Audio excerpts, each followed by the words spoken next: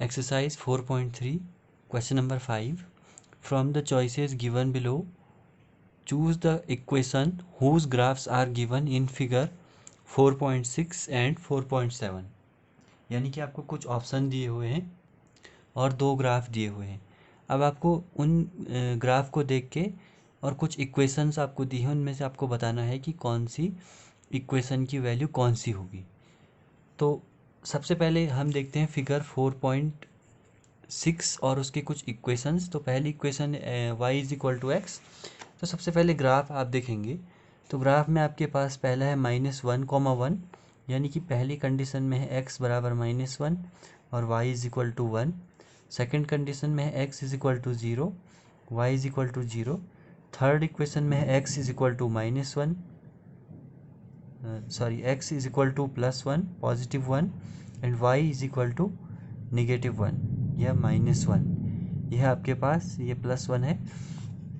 अब आपको सॉल्व करना है। इसको सॉल्व जब हम करेंगे तो सबसे पहले हमें कुछ इक्वेशंस दी हैं, 4 इक्वेशन दी हैं, चारों में हम वैल्यू रखेंगे, ये तीनों वैल्यू रखेंगे और जिस इक्वेशन में LHS is equal to RHS होता है तो वो उसकी उसी इक्वेशंस की उसी वैल्यू होगी। तो ये हमारे पास फर्स्ट इक्वेशन में x is equal to -1, y is equal to 1, ये फर्स्ट पॉइंट में। सेकेंड पॉइंट में x is equal to 0, y is equal to 0। Third point में x is equal to 1, y is equal to x is equal to -1, x is equal to 1 और y is equal to -1 हमारे पास है। तो अब हमने इसको दिखाना है। तो फर्स्ट इक्वेशन है हमारे पास y is equal to x. First equation है y is equal to x. तो वैल्यू रखेंगे तो सबसे पहली वैल्यू रखते हैं। तो ये हो जाएगा -1 इज इक्वल टू 1। हो सकता है ऐसा? नहीं। LHS does not equal to RHS, यानी जो फर्स्ट वाला है हम क्या लिखेंगे, equation first is not shown in graph, यानी जो इक्वेशन 1 है वो इसका ग्राफ नहीं है, वो उसको इस ग्राफ में नहीं दिखाया गया है। तो अब हम सेकंड इक्वेशन की तरफ चलेंगे। तो सेकंड इक्वेशन है हमारे पास x plus y is equal to 0। Second equation है x plus y is equal to 0। तो पहली वैल्यू रखेंगे, पहली वैल्यू है -1 प्लस 1 इज इक्वल टू 0, यानी 0 इज इक्वल टू 0, यानी पहली वैल्यू हमारी सही है। तो अब हम दूसरी वैल्यू की तरफ जाएंगे। तो दूसरी वैल्यू है 0, 0, तो यानी कि फिर वही x plus y is equal to 0। तो हम लिखेंगे 0 प्लस 0 इज इक्वल टू 0, यानी 0 इज इक्वल टू 0, ये भी सही है। तो अब हम तीसरी वैल्यू की तरफ जाएंगे। तीसरी वैल्यू हमारे पास है x plus y is equal to 0 और x इज इक्वल टू है हमारे पास +1 और plus y is equal to -1 is equal to 0, यानी 1 - 1 is equal to 0, 0 is equal to 0। इसका मतलब ये इक्वेशन जो है ये ग्राफ इसी का है, यानी हम लिखेंगे equation second is shown in graph, यानी इक्वेशन सेकंड को ही इस ग्राफ में दिखाया गया है। अब हमारे पास इसका सेकंड क्वेश्चन है। तो सेकंड क्वेश्चन भी आपको एज इट इज़ करना है, सेम टू सेम। इस प्रकार से आप पहले यहाँ से वैल्यू निकालेंगे, x is equal to -1, y is equal to 3, x is equal to 0, y is equal to 3, x is equal to 2, y is equal to 0, और उनको यहाँ रखेंगे। अगर फर्स्ट से होता है तभी हम सेकंड थर्ड की तरफ चलेंगे, अगर फर्स्ट से नहीं होता है तो हम उसको छोड़ देंगे। अब हमारे पास है क्वेश्चन नंबर 6। तो क्वेश्चन नंबर 6 है, देखो, if the work done by a body on application of a constant force. तो हम क्या कर रहे हैं, अगर एक कोई बॉडी है हमारे पास, उस पर हम कोई फोर्स लगाते हैं तो उसके द्वारा जो वर्क डन, कोई फोर्स के द्वारा जो हम वर्क कर रहे हैं वो डायरेक्टली प्रोपोर्शन है distance travel by a body, यानी एक बॉडी है हमारे पास और हम इस पे इस तरफ से फोर्स लगा रहे हैं। तो जो वर्क डन हो रहा है, फोर्स लगा रहे हैं हम जो, तो ये ऑब्जेक्ट जो है डिस्प्लेस होगा, अपने इस प्लेस से दूसरी प्लेस जाएगा तो कुछ डिस्टेंस ट्रेवल करेगा। पहले यहाँ था, अब यहाँ आ गया। तो हम क्या करते, तो आगे कह रहा है कि जो फोर्स है और जो डिस्टेंस है, सॉरी, जो वर्क डन है और जो डिस्टेंस है वो एक दूसरे के डायरेक्टली प्रोपोर्शन है। तो हम क्या मान लेते हैं, हमने इसके लिए क्वेश्चन में कह रहा है कि इसके लिए आपको क्या करनी है, 2 वेरिएबल्स में लीनियर इक्वेशन बनानी है और उसको ग्राफ पे भी दिखाना है। अब वो क्या कह रहा है कि जो कांस्टेंट फोर्स है, by using the constant force as 5 unit, constant force को आपने 5 यूनिट रखना है। तो हम क्या लिख देते हैं, लेट वर्क डन, जो वर्क डन है हमारा उसको हम लिखा देते हैं W से, और जो डिस्टेंस ट्रेवल्ड है यानी डिस्टेंस ट्रेवल्ड, जो डिस्टेंस ट्रेवल हुई है उसको हम दिखा देते हैं D से। अब क्वेश्चन में क्या कह रहा है, अकॉर्डिंग टू क्वेश्चन में कह रहा है कि जो वर्क डन है ये डायरेक्टली प्रोपोर्शन है किसके, डिस्टेंस ट्रेवल्ड के। तो अब जब ये डायरेक्टली प्रोपोर्शन का साइन यहाँ से हटेगा तो यहाँ पे एक कांस्टेंट आएगा जो कि हमें क्वेश्चन में गिवन है 5, तो ये हो जाएगा W is equal to 5D, ये हमारे पास हो जाएगी इक्वेशन। अब इसके लिए फर्स्ट वैल्यू दी है हमें कि वो कह रहा है when the distance travelled by the body is 2 unit, distance जो है 2 यूनिट है, तो हम लिखेंगे if D is equal to 2 unit, D is equal to 2 unit हो जाएगा, तो W इज इक्वल टू हो जाएगा 5 इंटू D, यानी कि W is equal to 5 into 2, यानी कि W इज इक्वल टू 10, तो W आ जाएगा 10 यूनिट। तो W को अगर हम X एक्सिस पे दिखाएं और D को Y एक्सिस पे दिखाएं तो ये हो जाएगा हमारे पास 10, 2 फर्स्ट कोऑर्डिनेट, और सेकंड हमारे पास हो जाएगा, सेकंड है D is equal to 0 unit, तो W कितना हो जाएगा, W भी हमारे पास हो जाएगा 0, तो ये हो जाएगा W is equal to 5 into 0, तो ये हो जाएगा W इज इक्वल टू 0। तो अगर हम इसको दिखाएं W कॉमा D तो ये हो जाएगा 0, 0। तो अब आप इसका ग्राफ प्लॉट खुद कर सकते हैं। ग्राफ प्लॉट कैसे करना है मैंने आपको पिछली वीडियो में ये समझाया था। नेक्स्ट क्वेश्चन है क्वेश्चन नंबर 7। क्वेश्चन नंबर 7 हमारे पास है, Yamini and Fatima 2 students of class 9, Yamini और फातिमा 2 स्टूडेंट है क्लास 9 की एक स्कूल की, जो टुगेदर कंट्रीब्यूटेड, जिन्होंने जमा किए 100 रुपये towards the prime minister relief fund, prime minister relief fund में 100 रुपये जमा किए, हेल्प टू अर्थक्विक विक्टिम्स यानी भूकंप से प्रभावित जो लोग थे उनके लिए, right A linear equation which satisfy this data, तो एक डाटा, इस डाटा को सेटिस्फाई करने के लिए लीनियर इक्वेशन बनानी है। You may take their contribution at X and Y, X और Y के रूप में हम उनका कंट्रीब्यूशन दे सकते हैं। तो हम लिखेंगे लेट यामिनी जो है उसने कंट्रीब्यूट किए, यामिनी जो थी उसने कंट्रीब्यूटेड कितने रुपीज़ X डोनेट किए, और जो फातिमा थी फातिमा ने रुपीज़ डोनेट किए, फातिमा कंट्रीब्यूटेड ₹Y। अब क्या होगा, इन दोनों को वैल्यू को जब हम ऐड करेंगे तो हमारे पास जो पैसे आएंगे वो होंगे टोटल बनी, यानी कि अकॉर्डिंग टू क्वेश्चन यानी कि जो फातिमा है यामिनी है और प्लस फातिमा है, इन दोनों ने जब पैसे जमा किए तब जाके कितने रुपए हुए हमारे पास, 100 रुपीज़ हुए। तो अब हम क्या करेंगे, इक्वेशन हमें मिल गई है, हम इसका ग्राफ प्लॉट कर सकते हैं। तो ग्राफ पे दिखाने के लिए क्या करेंगे, हम लेट X बराबर कुछ भी मान लेंगे। अगर हमने X बराबर 10 मान लिया तो ये हो जाएगा X plus y is equal to 100, और X की जगह है 10, यानी 10 plus y is equal to 100, तो Y हमें मिल जाएगा 100 माइनस 10, यानी कि Y is equal to 90, Y हमें 90 मिलेगा। फिर दूसरी बार क्या करते हैं, हम एक और बार हम मान लेते हैं let X is equal to 20, तो ये हो जाएगा X plus y is equal to 100, यानी कि ये हो जाएगा 20 plus y is equal to 100, ये हो जाएगा y is equal to 100 minus 20, यानी कि y इज इक्वल टू 80। तो फर्स्ट कोऑर्डिनेट हमें मिल जाएंगे 10, 90, और सेकंड हमें मिल जाएगा 20, 80। अब हम 10 का जो गैप लेके इसको ग्राफ में प्लॉट कर सकते हैं, ठीक है। तो ग्राफ में प्लॉट आपको खुद करना है, आप कर सकते हैं। नेक्स्ट क्वेश्चन है हमारे पास, इंपॉर्टेंट क्वेश्चन है, question number 8। In countries like USA and Canada temperature is measured in Fahrenheit, तो USA और कनाडा जैसे देशों में टेम्परेचर को फ़ारेनहाइट में नापा जाता है। वेरेज इन कंट्रीज़ लाइक इंडिया, भारत जैसे देशों में कई और देश हैं जहाँ पर सेल्सियस में इसको नापा जाता है।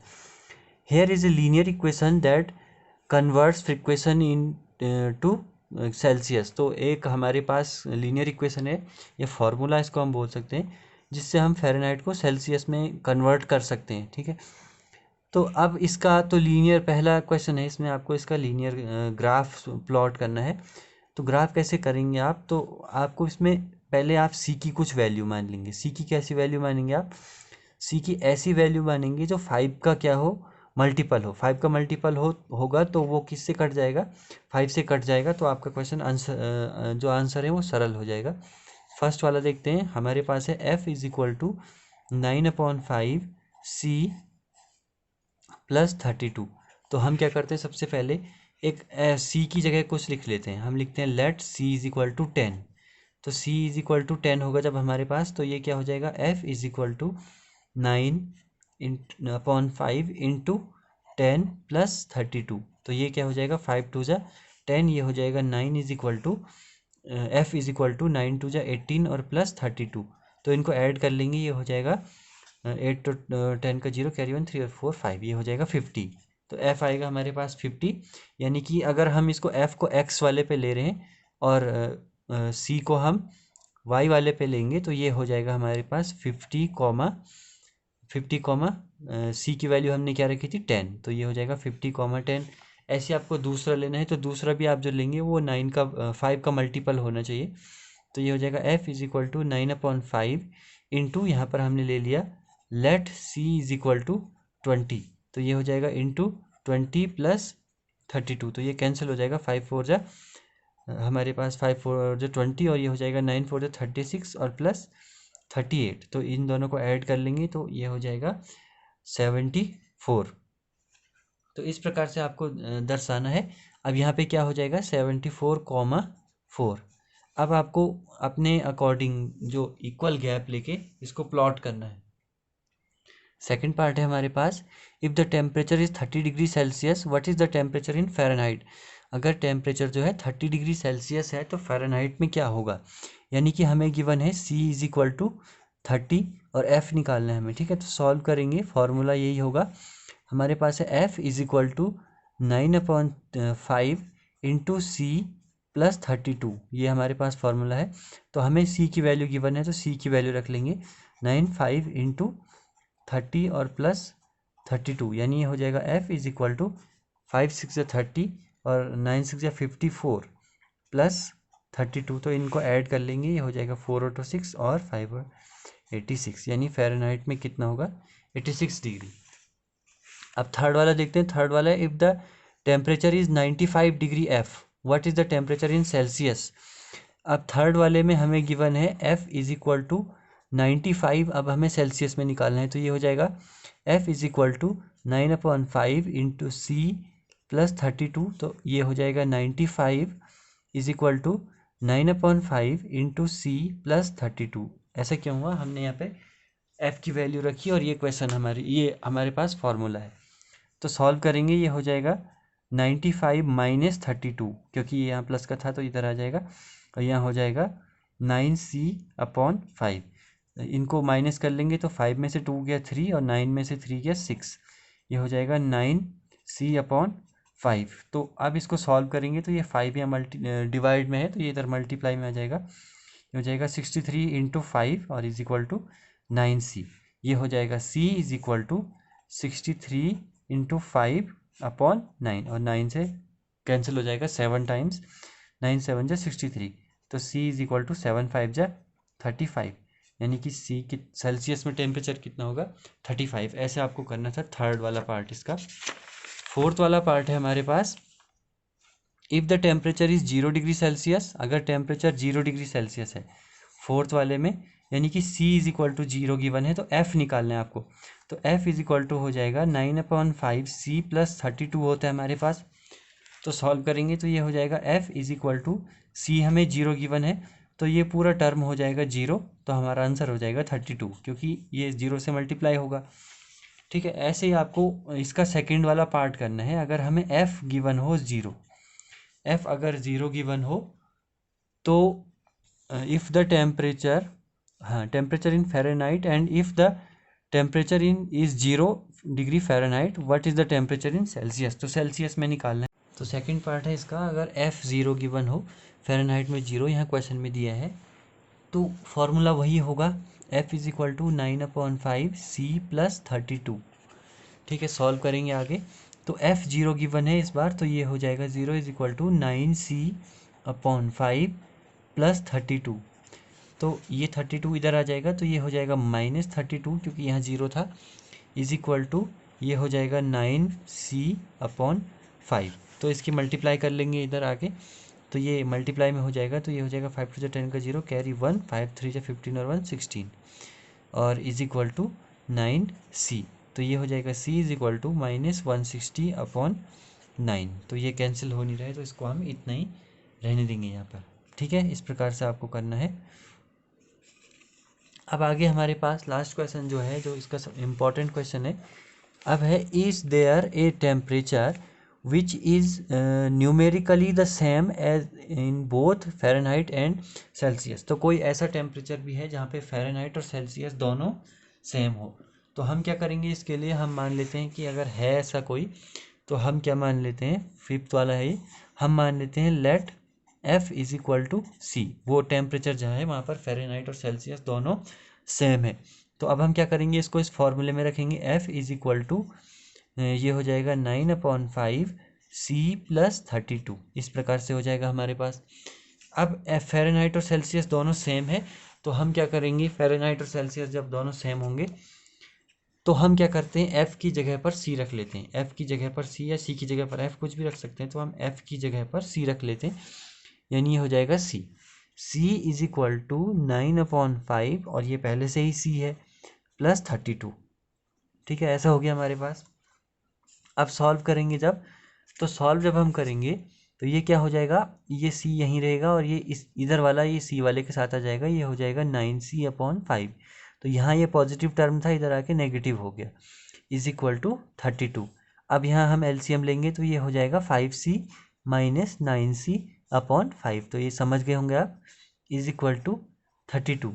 तो 9c में से 5c गया, तो ये हो जाएगा -4c/5 इज इक्वल टू 32।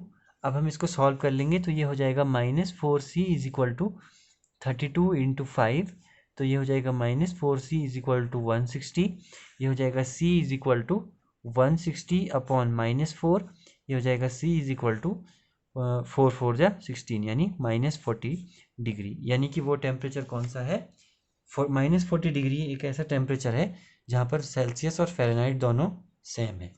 तो ये थी आपकी एक्सरसाइज 4.3। Thank you.